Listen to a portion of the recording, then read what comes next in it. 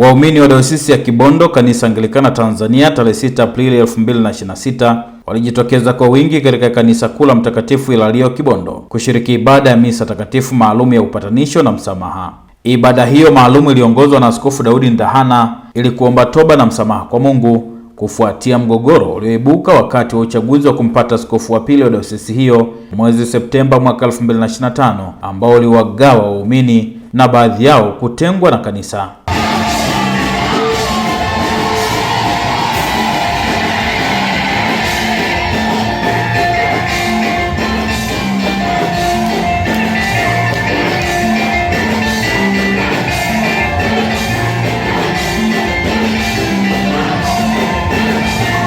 Askofu Ndahana amesema mgogoro huo ulitengeneza hali ya tofauti kati ya waumini na kanisa, hivyo uongozi ulifanya jitihada za kutafuta suluhu kwa njia ya amani kisha kuandaa ibada ya upatanisho ambayo imetumika kuwapokea wahudumu na waumini waliotengwa na huduma ya kanisa. Kwa mamlaka iliyopewa na kanisa na Mungu mwenyewe na kurejesha udini mwake kwa jina la Baba na Mwana na Roho Mtakatifu.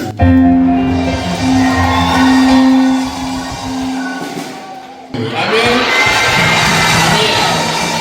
Sisi wote ni kitu kimoja, ni mwili mmoja. Amen.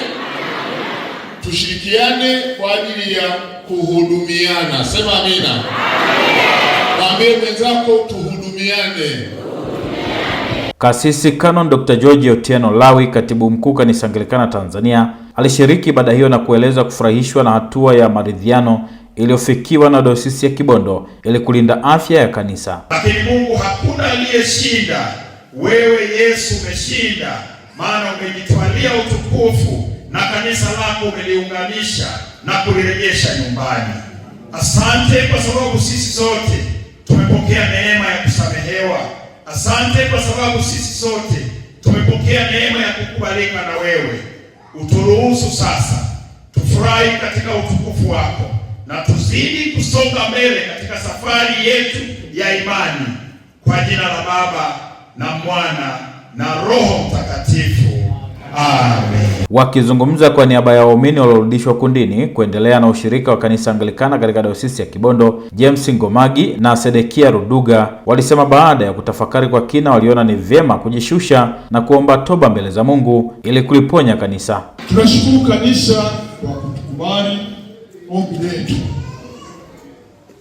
ili turudi kukaa ndani ya dhehebu letu la Kanisa la Anglikana.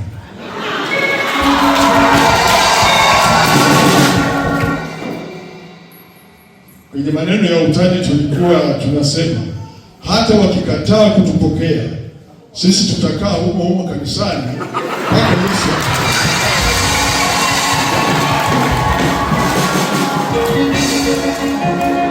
Kwamba ikiwa tumeweza kutafakari mwenendo wa imani yetu, asiwepo mtu yeyote ambaye ni wakala wa shetani aliyepo ndani ya kanisa au nje ya kanisa, mpagani au mwenye dini yeyote ambaye anadhani kwa urahisi anaweza kalivamia kanisa la Anglikana Tanzania na kanisa Anglikana Kibondo. Kama tuliweza kuhoji huyu wa nje, tutamsambaratisha kabisa.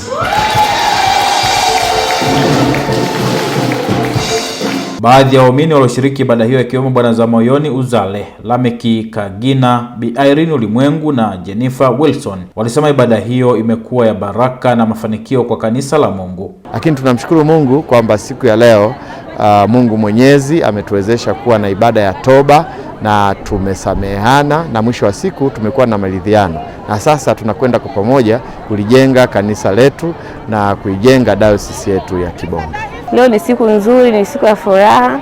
Tumefufuka na Yesu na pia tunashukuru kwa ajili ya ibada ya maridhiano. Kweli binafsi mimi ninaona ni tukio zuri kwa sababu kwanza ilikuwa imerudisha amani ya kanisa, inarudisha pia na umoja wa kanisa. Kanisa limerudi katika hali ya amani, kanisa limerudi katika hali ya umoja.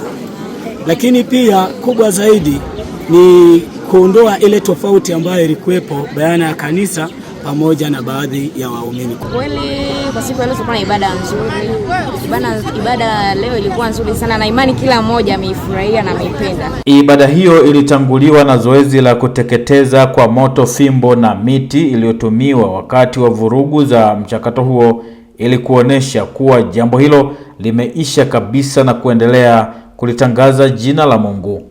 Tunazichoma fimbo hizi kushirika kuashiria ushindi wa Kristo Yesu mwenyewe atupaye kushinda kila jaribu.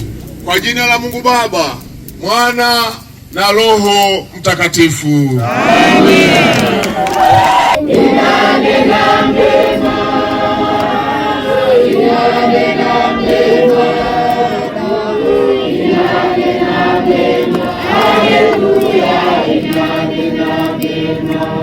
Nikiarifu kutoka hapa kanisa kuu la Dayosisi ya Kibondo Mtakatifu Hilario lililopo katika mji huu wa Kibondo, Kanisa Anglikana Tanzania, mimi ni Michael Woga.